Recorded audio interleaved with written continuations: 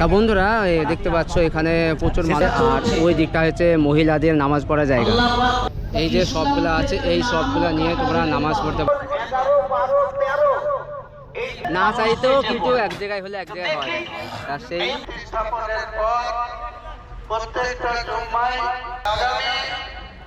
শুক্রবার সম্ভবত আমাদের ওপেন এই বাবরি মসজিদের বিরোধিতা করছে। ঈদের নামাজের পরে আমরা যত মুসলিম আছে আল্লাহু আকবার আল্লাহ। কেউ যদি ভারতবর্ষকে ভারতের মতো দেখতে চাও, মুহাম্মাদুর রাসূলুল্লাহ, হাইয়া আলাস সালাহ, হাইয়া আলাস সালাহ।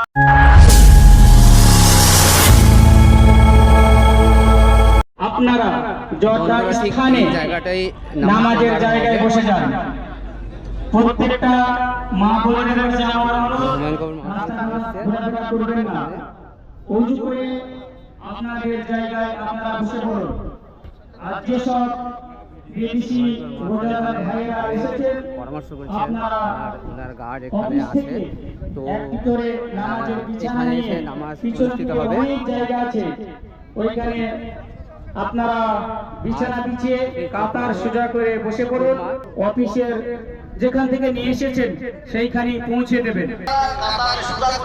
তো বন্ধুরা আমি ঠিক এই জায়গাটা বসে ভাইকে বললাম, আমি তো সব নিয়ে আসিনি, তো আমি ওখানে বসবো। তো দেখতে পাচ্ছ, তো এই জায়গাটায় আমি এসেছি।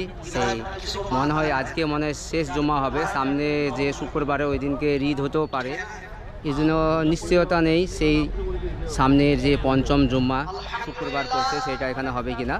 তবে অবশ্যই গোটা ভিডিও দেখতে থাকো, অবশ্যই জানতে পারবে। আর তো বন্ধুরা দেখতে পাচ্ছ আমি সেই অফিসের সামনে দাঁড়িয়ে আছি। যারা দান দিতে তারা এখানে এই যে বক্স দেখছো, এই বক্সে দান দিতে পারবে। আর এই জায়গাটায় তোমার যে উজু, এখানে উজু করার ব্যবস্থা আছে। আর ওই দিকটা হচ্ছে মহিলাদের নামাজ পড়ার জায়গা। ওটা যারা মহিলারা বাইরে থেকে আসছেন তারা কিন্তু ওই জায়গাটায় তারা উজু করে তারা নামাজ পড়তে পারেন। আর এই জায়গাটা উজু বানাতে হবে। আর এই সাইডটাতে দেখতে পাচ্ছ, এই সাইডটাতে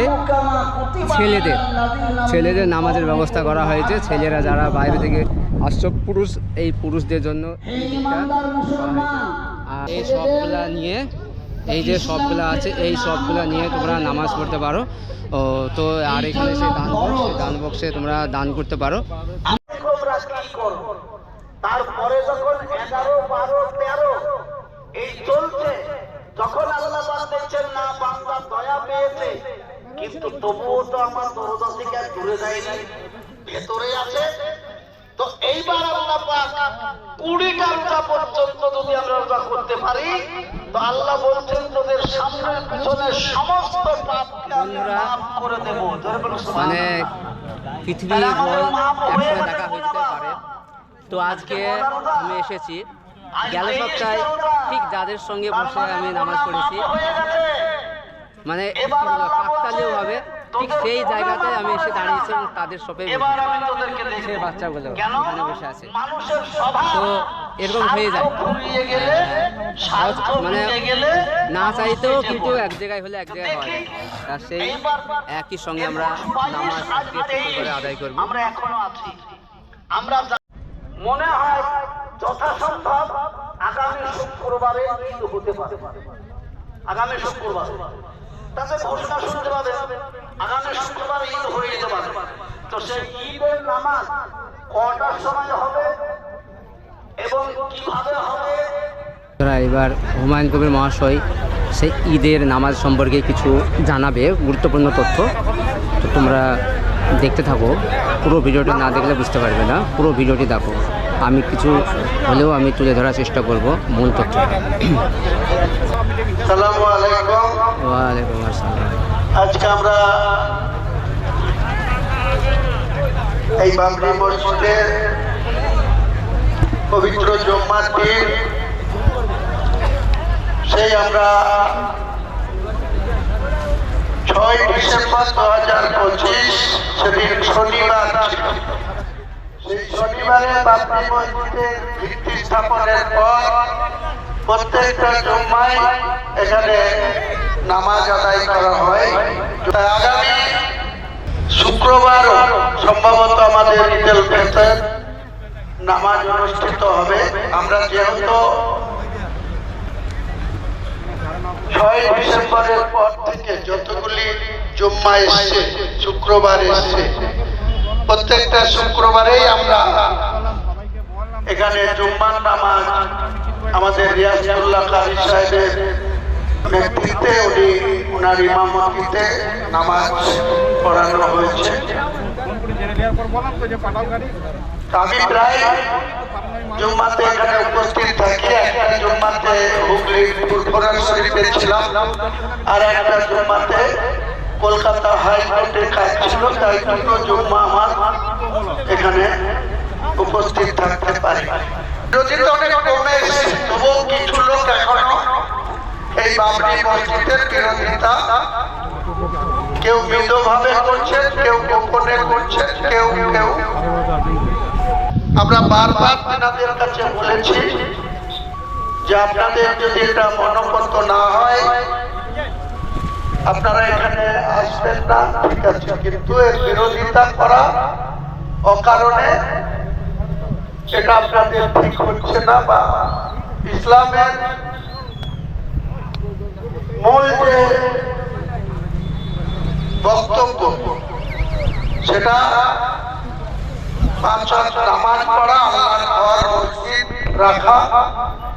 আর এই বাবরি মসজিদটা নিয়ে গোটা ভারতবর্ষে একটা ইস্যু হয়েছে।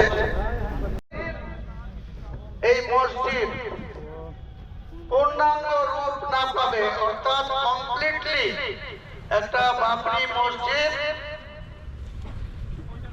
এখানে তৈরি না হবে ততদিন ইনশাআল্লাহ এখানে প্রত্যেক সময়ে জুম্মা আসলে এখানে নামাজ হবে।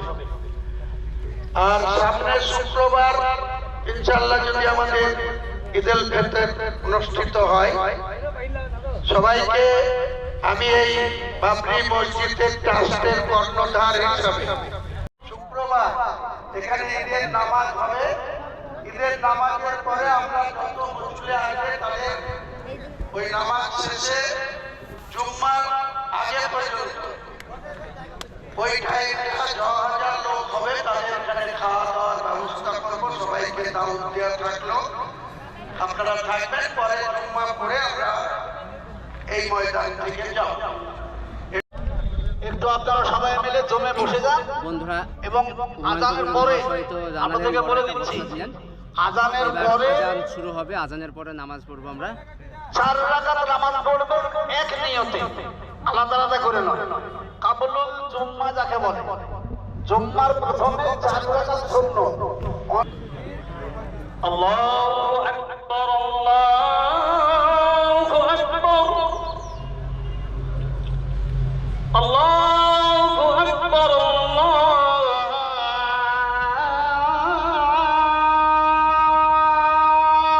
আকবার, লা ইলাহা ইল্লাল্লাহ। জায়গা না হয়তো এই ডান দিকের এই পাশে আজান শেষ হলো। এবার আমরা জুম্মার যে সুন্নত নামাজ, সেই সুন্নত নামাজটা আমরা আদায় করব। তো আমরা সুন্নত নামাজটা পড়ে নিই, তারপরে জুম্মার নামাজ হবে। চলো, এখানে দেখতে পাচ্ছ প্রচুর লোক দাঁড়িয়ে আছে।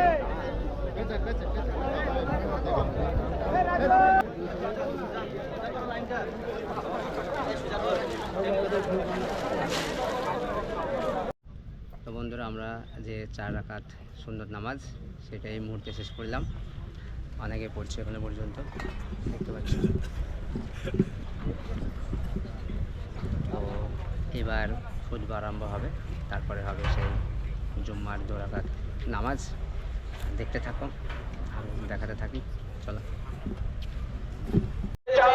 কেউ যদি ভারতবর্ষকে ভারতের মতো দেখতে চাও, কেউ যদি দেশকে দেশের রূপে দেখতে চাও, কেউ যদি চাও ভারতের সকল সম্প্রদায়ের মানুষ শান্তিতে বসবাস করুক, কারণ এই কেউ অশান্তি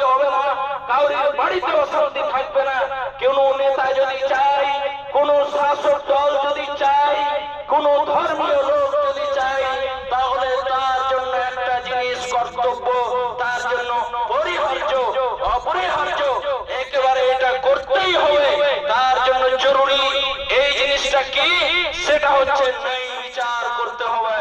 কাতার সোজা করে নেবে, আমরা কাতার বেঁকা হয় না। এখন জুম্মা নামাজ পড়বো, তাই আমরা দাঁড়িয়ে গেছি। প্রচুর লোক এসেছে। الله أكبر الله أكبر الله أكبر الله أكبر أشهد أن لا إله إلا الله أشهد أن لا إله إلا الله أشهد أن محمد رسول الله أشهد أن محمد رسول الله حي على الصلاة حي على الصلاة حي على الفلاح حي على الفلاح قد قامت الصلاة اللهم আমরা فاغفر নামাজ لي শেষ হয়ে بلاء এবার الدنيا সবাই وعذاب দোয়া الآخرة তেলাওয়াত لا করছি। إله إلا الله الحليم الكريم سبحان الله করি, ঠিক আছে? والحمد لله رب العالمين। তো বন্ধুরা, এইমাত্র সেই পবিত্র জুম্মা নামাজ শেষ করলাম। পেছনে দেখতে পাচ্ছ নামাজিরা আছে। তো অবশ্যই ভালো লেগেছে, যদি ভালো লেগেছে অবশ্যই চ্যানেলটিকে লাইক শেয়ার করবে এবং সাবস্ক্রাইব করে সঙ্গে থাকবে এরকম নতুন নতুন ভিডিও পেতে। বিশেষ করে সেই বাবরি মসজিদের ভিডিও পাওয়ার জন্য অবশ্যই আমাকে পাশে রাখবে। ভালো থাকো, সুস্থ থাকো এবং আনন্দে থাকো। আজকের মতো বিদায় নিচ্ছি, আবার দেখা হবে নতুন কোনো একটা ভিডিওতে।